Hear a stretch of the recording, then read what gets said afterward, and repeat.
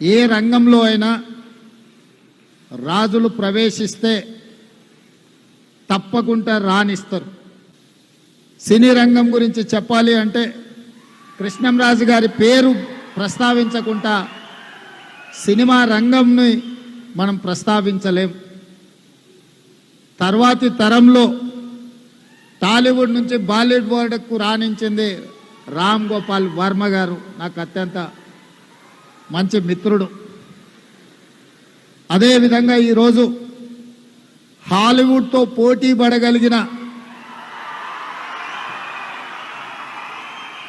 టాలీవుడ్ బాలీవుడ్ దాటి హాలీవుడ్తోనే పోటీ పడగలిగిన బాహుబలి ఇవాళ రాణించింది అని అంటే ప్రభాస్ లేకుండా ఆ పాత్రను ఊహించలేము.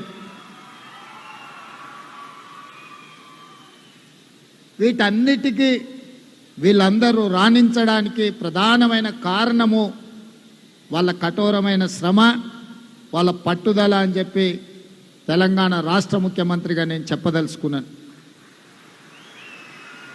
అదేవిధంగా తెలంగాణ రాష్ట్రంలో ఉన్న అత్యంత ప్రధానమైన పరిశ్రమ నిజాం చక్కెర కర్మాగారం.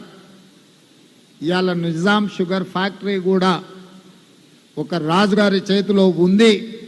మళ్ళీ దాన్ని పునఃప్రారంభించడానికి ప్రభుత్వం వైపు నుంచి సంపూర్ణ సహకారాన్ని అందించి గత 10-12 సంవత్సరాల నుంచి ఉన్న కొట్టుమిట్టాడుతున్న ఒక సమస్యగా ఉన్న నిజాం షుగర్ ఫ్యాక్టరీ సమస్యను కూడా ఈరోజు మా ప్రభుత్వం పరిష్కరించి మీ మీద ఉన్న విశ్వాసంతో ఈరోజు ఆ షుగర్ ఫ్యాక్టరీని తిరిగి ప్రారంభించి ముందుకు తీసుకువెళ్ళాలి అని చెప్పి మా ప్రభుత్వం నిర్ణయం తీసుకున్నది.